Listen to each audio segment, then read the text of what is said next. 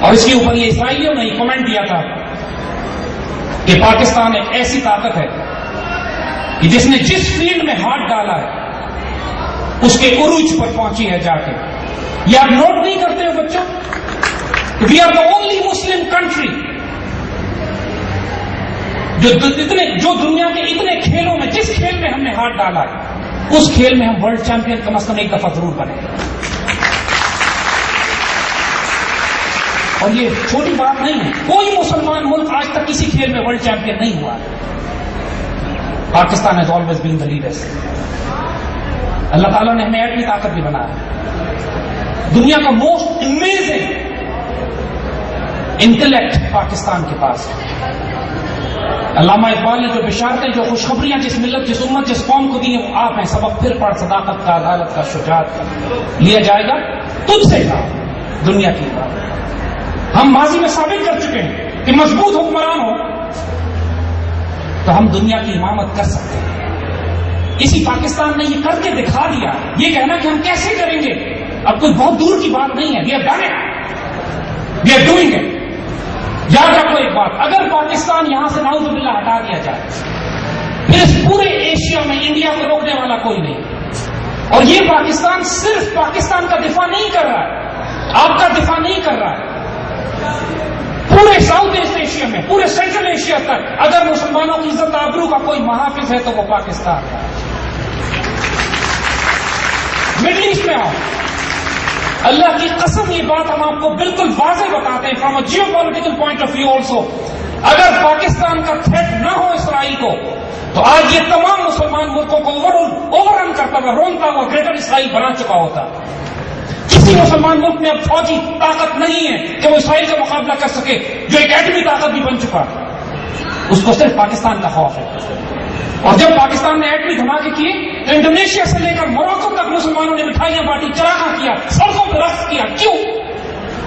فلسطین کے چھوٹے چھوٹے بچوں نے اپنے پتھروں جو اسرائیل کے ہمیشہ پتھر مارا کرتے تھے انہوں نے اپنے پتھر رکھ کے اپنا مکہ دکھایا اسرائیل کو کہ اب ہمارے پاس بھی ایٹم بم ہے.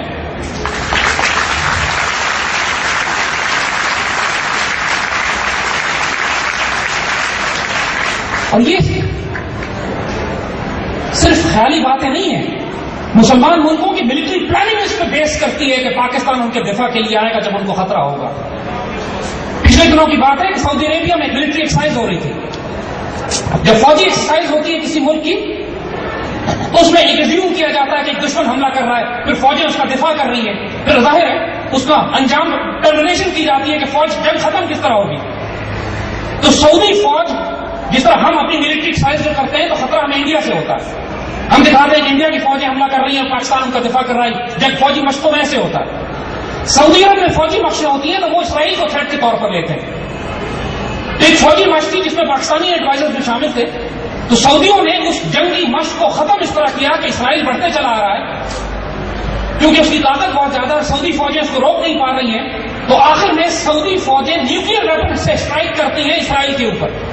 سعودی فوجیں نیوکلیر ویپن فائر کرتی ہیں, نیوکلیر میسائل لانچ کرتی ہیں اسرائیل کے اوپر. تو پاکستان کا جو ڈیفنس اٹیچی وہاں پر ہوتا ہے وہ مسکرا کے سعودی اپنے کاؤنٹر پارٹ سے پوچھتا ہے کہ یار تم لوگوں کے پاس تو ایٹمی ہتھیار ہے ہی نہیں, تم اسرائیل پر کیسے فائر کرو گے؟ تو بغیر جھجکے وہ سعودی پاکستان کی طرف دیکھ کر کہتا ہے تمہارے پاس تو ہے.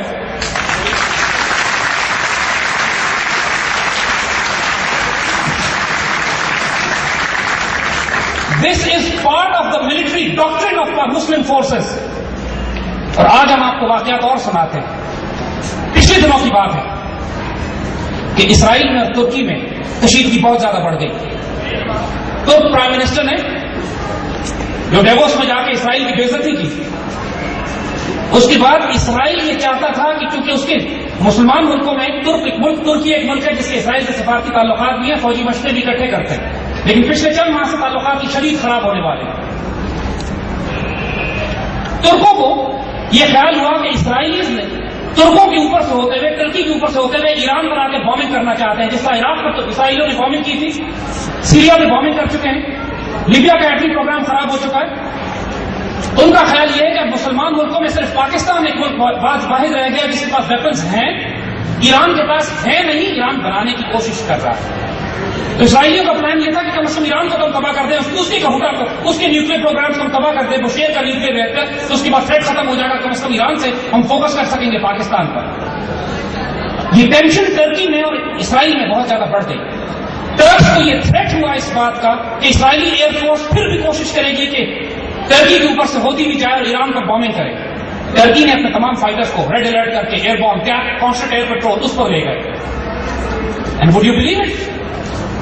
ٹرکی نے پاکستان سے کہا کہ ہمیں فائٹر پائلٹس بھیجیے، ویل فائٹ اسرائیل۔ پاکستان سے درخواست کی گئی ٹرکی کی طرف سے کہ Pakistani Turk fighter pilots will destroy Israel اگر اسرائیل نے اوپر ایران پر حملہ کرنے کی کوشش کی تو۔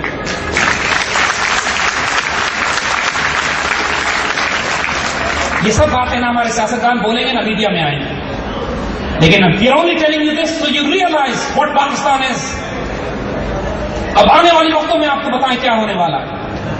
اللہ کے فضل سے جو امریکنز نے اپنا گیم پلان بنایا تھا کہ افغانستان میں اپنی فوجوں کو داخل کر کر افغانستان کو ایک مرکز بنائیں گے، پھر یہاں سے بیٹھ کر پاکستان میں فساد اور دہشت گردی برپا کریں گے، اسی طرح جس طرح یہ یوگوسلاویا بھی کر چکے ہیں۔ یوگوسلاویا یورپ کے بیچ میں ایک پرو سوویٹ پرو رشیا ملک تھا، مارشل ٹیٹو ایک پرو رشیا کمیونسٹ تھا۔ اس کے مرنے کے بعد امریکن اور نیٹو نے فیصلہ کیا کہ یورپ کے بیچ میں سے کمیونسٹ ملک کو توڑ کر چھوٹے چھوٹے ملک بنا دیے جائیں جو پرو ویسٹرن ہو، یورپین یونین کا حصہ بن سکے، جس کے لیے انہوں نے پورے یوگوسلاویا میں شدید فساد برپا کیا۔ اور آپ کو 1995 93 94 وہ وقت یاد کیجیے گا جب بوسنیا کے مسلمانوں کو ذبح کیا جا رہا تھا، جب سرائیو میں مسلمانوں کی زندگی حرام تھی، کم از کم 1.5 لاکھ بوسنین مسلمانوں کو سربز کے ہاتھوں ذبح کرایا یورپ کے بیچ میں 21ویں صدی کے آخر میں اس یورپ نے، اس لیے کہ آنے والا وقت جو بوسنیا بننا ہے اس کو یہ مسلمان ملک نہیں رہنے دینا چاہتے تھے۔ اس یوگوسلاویا ڈاکٹرن پر عمل کر کے جب توڑا ہے انہوں نے پورے یوگوسلاویا کو، تو جس شخص کو بھیجا گیا تھا آخری معاہدہ سائن کرنے کے لیے کہ اب یوگوسلاویا ٹوٹ کے چھوٹے چھوٹے ملکوں میں ہو گیا، اس شخص کا نام رچرڈ ہولبروک تھا۔ اور اب وہی رچرڈ ہولبروک ہے جس کو اب افغانستان میں بھیجا ہے انہوں نے ایسپیکٹ ڈاکٹرن کے نام پہ، افغانستان اور پاکستان، تاکہ افغانستان میں بیٹھ کے وہ پاکستان کو کبھی پشتونستان میں، بلوچستان لبریشن آرمی کے ذریعے آزاد بلوچستان میں، سندھ کو توڑ کے سندھو دیش اور جناح پور میں پاکستان کے بقرے کیے جائیں۔ لیکن اللہ کے فضل سے پاکستان یوگوسلاویا نہیں تھا۔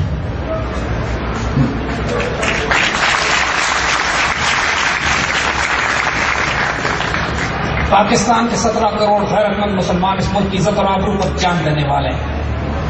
ہم ایک اللہ کے فضل سے ایٹمی اسلامی طاقت ہے۔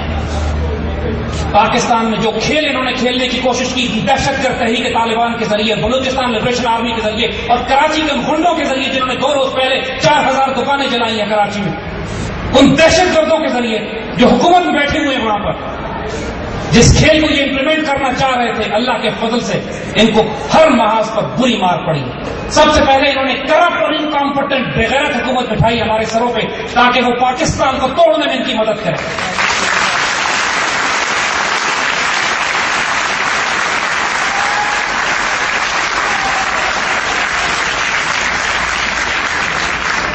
اللہ نے ان کو آپ اپنے اعمال سے رسوا کیا اور یہ رسوا ہوتے چلے جا رہے ہیں، انشاءاللہ زیادہ وقت ان کے پاس نہیں ہے۔ دوسری طرف سوات اور وزیرستان میں دہشت گردوں نے جو اپنے منظم گروہ بنا لیے تھے، ان کے خواب و خیال میں نہیں تھا کہ اللہ کے فضل سے پوری قوم اور فوج اکٹھے ہونے کے بعد چند ماہ کے عرصے میں کسر کچل کے رکھ دے گی۔ کئی 100 اسلحے کے ٹرک جو کئی سال سے یہ لوگ بھیج رہے تھے پاکستان میں دہشت گردی اور خوریزی کرنے کے لیے، وہ پکڑے گئے، ان کے تمام بڑے بڑے ایسٹس مارے گئے، command control centre bunkers tunnels تباہ کر دی گئی۔ امریکن سر پیٹ کے رہ گئے کہ ہم افغانستان میں مجاہدین کا مقابلہ نہیں کر سکتے، پاکستان فوج نے 4 ماہ میں سر کیسے کچل کے رکھ دیا۔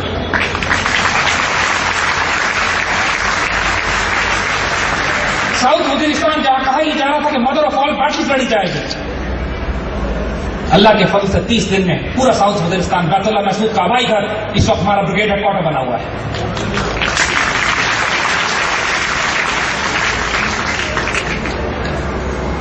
اللہ تعالیٰ غائبانہ اور غیبی طریقوں سے اس ملک کی مدد کر رہا ہے۔ وہ تمام ایلیمنٹس جو پاکستان توڑنے کی بات کرتے تھے، اللہ ان کو ذلیل و رسوا ہر روز کر رہا ہے۔ ہر آنے والا دن ہمارا پچھلے دن سے بہتر ہے۔ اب